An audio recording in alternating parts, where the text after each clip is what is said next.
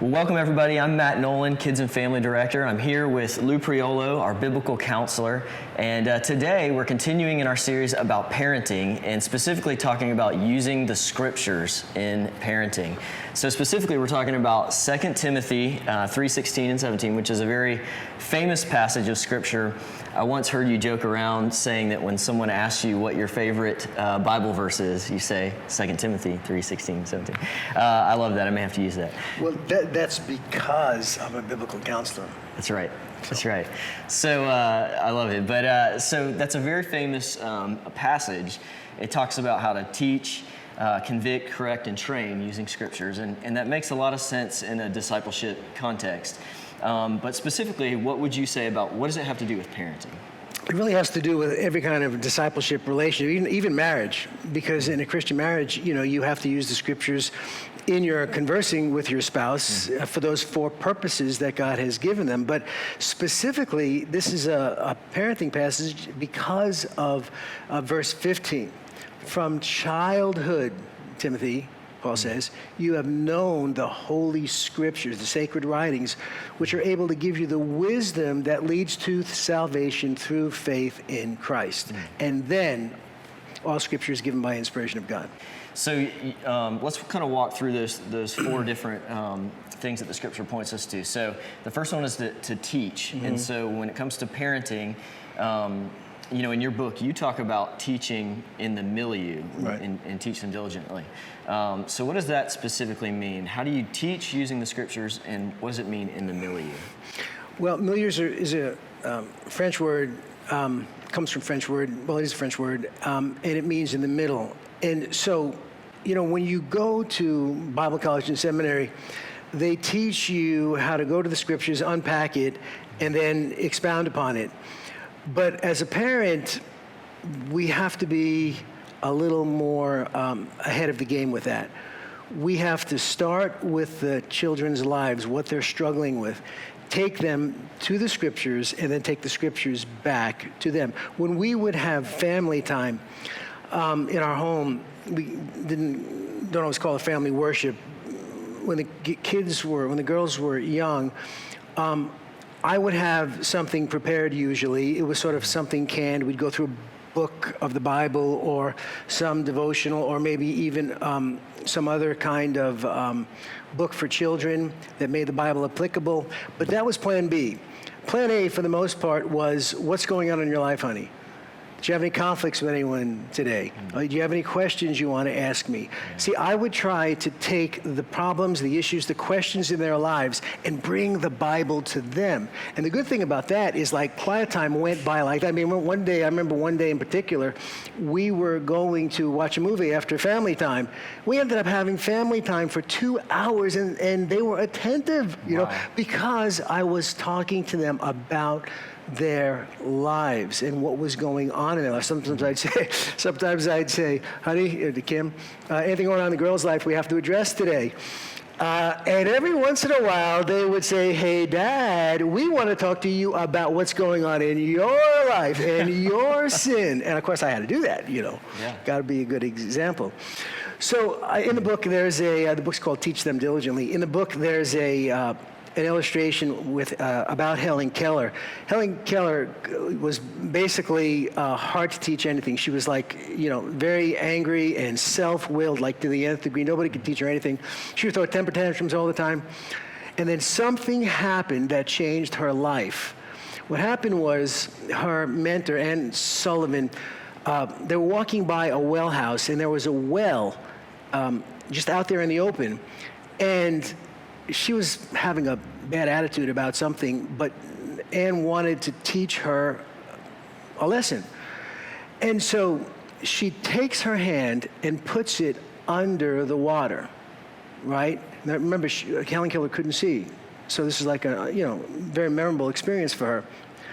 And then in the other hand, she typed the word, or she signed the word water, W-A-T-E-R. First, quickly and then slowly, or first slowly and then quickly. And it's like the lights came on when Helen Keller realized that what she was learning on one hand had to do with what she was experiencing on the other hand. Her whole life radically changed. And that's what teaching in the milieu can do for your children. When your children see how the Bible applies to their life, to the circumstances in their lives, it makes it instantly applicable to their lives. And it's like, oh, wow, I didn't know that the Bible actually talks about it. This is a really cool book, you know? So I just really believe in taking the scriptures to the children and helping them see in every context of life, when you sit in your house, when you walk by the way, when you lie down, when you rise up. I mean, that's not 4 times of catechism. That's like everywhere and anywhere life takes you. That's when you teach the scriptures as you have opportunity to the children. So again, when your children see the relationship to what they're learning in the Bible, what Jonah and the big fish has to do with what they're going through, it makes a big difference. Yeah, that's the essence of teaching in the milieu. And that's inspiring to hear too. As a father of 2 girls, I'm following behind here with you. And there's those moments too where it may not even be in a family devotion. It's when their heart is fertile and they ask you a question, and you're ready then to answer using the scriptures. And sometimes you have to create the milieu. Sometimes you actually have to look for a way to take the scripture and apply it to their life. And I talk about how to do that in the book. Yeah. So you've also talked about how you were able to get your girls to memorize scripture before they could even read. Mm-hmm. So how do you do that? That's Kim. That's my wife more than me. So what she would do basically is she would read a passage of scripture to them, like 2 years old, right? I don't know, and they were girls, so maybe a little bit ahead of boys, but I don't know. Yeah. So she would take the scriptures. They're going to sleep at night. The Lord is my shepherd, I shall not want. And she would read 2 or 3 verses night after night. And then after about a week to 10 days, she would start leaving words out. The Lord is my, and the girls would say shepherd. I shall not, and the girls would say want. The Lord, and the girls would say, is my shepherd. I shall not want. And so little by little, that's the instrument that Kim used to teach Sophia the scriptures at a very young age. Now, we did that some with Gabby, but we found out that, as it turns out, Gabby had some dyslexia, and so, and she's an artist today. And so what Kim would, and Kim's a little bit of an artist, so Kim would take Bible verses and she'd do stick figures, and she'd have every word in the verse drawn out on paper, and she had a little stack of Bible verses, and each one was a picture, and she could hold the picture up, and Gabby would look at the picture and be able to recall the scriptures. So, you have to be creative. Every child is different. But the most important thing is your kids don't have to read before they can memorize and even meditate on God's Word. Yeah, that's true. And just hearing you talk about that, we've been able to effectively use music and singing to kind of hide the Word in our daughter's heart. She'll sing scripture. She doesn't even know what she's doing, or maybe even what she's saying, but it's in there. It's memorized. Yeah, we did that too. Judy Rogers, who's a Christian artist, she has a CD it's about the catechism. Uh-huh.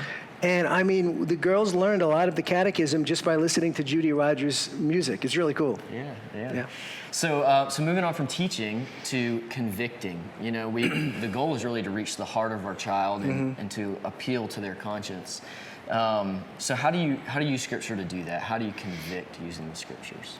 Well, again, the word convict in the Bible, in this context, has to do with persuading someone, convincing someone. It's actually a legal term that they broke the law. Mm-hmm. And so, again, you cannot really effectively convict people apart from using the Scripture.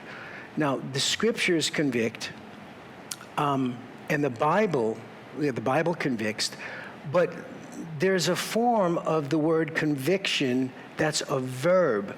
Conviction is something that one person does to another. When I counsel people, right, I convict them of their sin. I try to. Right. And so several places, for example, Matthew 18, right, if your brother sins, go tell him his fault. Well, that's the same word, convict. Paul tells Timothy, convict reprove, exhort with great patience and careful instruction. So there's actually a verb to convict. And so it's not just the job of the Holy Spirit. Sometimes, as a Christian, and especially as a parent, we have to use the scriptures to convict our little lawbreakers that they have broken God's law. Yeah. And it's not even necessary to quote the whole verse. The point is you have to use the scriptures. But I mean, just identifying their sin in biblical terms, right? That was dishonest, or what does that call? That was disrespectful. I mean, just using the biblical term instead of some kind of psychological term, for example, or term in the culture, is going to be more effective at convicting children of their sin, because it's a word that the Holy Spirit used in the scripture for the purpose of convicting us. Yeah, so the scriptures are what the Spirit uses to help us understand that was sin. That's right. Good. Well, so moving from conviction to correction, how do we best do that using the scriptures? Well, let me say first that people sometimes ask, well, if you use the scriptures to convict your children, aren't you going to cause them to grow up with some kind of unbalanced view about the scriptures? Aren't they going to maybe be tempted to not want to go to the scriptures if you use them for conviction? And the answer to that is yes. They absolutely, almost certainly they will. If you only use the scriptures to convict them, then you're going to inculcate them, in all likelihood, with a bad attitude towards the scriptures. Because, that's the book that tells me that I did wrong. Well, the word conviction means to set one straight up again, right? To stand one, we might say, on its feet. And so you use the scriptures to teach, to convict, also to correct and to train in righteousness. So when the scriptures convict someone, you can't just leave them there. You have to show them how the Bible not only convicts them, but corrects the problem. And then ultimately, as we'll talk about hopefully in a minute, trains them in righteousness. So it's just important that we see the scriptures as something that the Spirit of God uses to correct the problem. In the Bible, we have this dynamic called the put off and put on dynamic. Put off the old man, be renewed in the Spirit, and put on the new man. Put off lying, put on telling the truth, over and over again. Well, the second and third part of this verse really, the third and fourth part corresponds to putting off and putting on. The correction is sort of like the putting off the sin, and the discipline training in righteousness is like putting on the biblical alternative. Right. So the elements of correction would be repentance, confession, forgiveness. We need to make sure that we assure the children that they've been forgiven like God forgives us. It involves forsaking the sin. It involves repentance, and even where necessary, making restitution. So all of that is kind of compacted together in that word, correct. And we've talked about how the ultimate goal is of parenting is to release our children into freedom, hopefully to follow God. Exactly. And so how do you use the scriptures to train them to get to that point of release and freedom? Yeah, you might wonder, well, if the problem's been corrected, then what do you need discipline training in righteousness for? Well, the problem's corrected for the time, but if you're trying to deal with a stubborn sin, like let's suppose you've got a point in your life where your children are lying. Well, you can discipline for that by whatever means that you use to discipline. And by the way, the Bible says the rod and reproof give wisdom. So whatever form of discipline you use, if you're only disciplining them, spending more time disciplining them than you are depending upon teaching, conviction, correction, and discipline training in righteousness, you're not disciplining in a biblical way.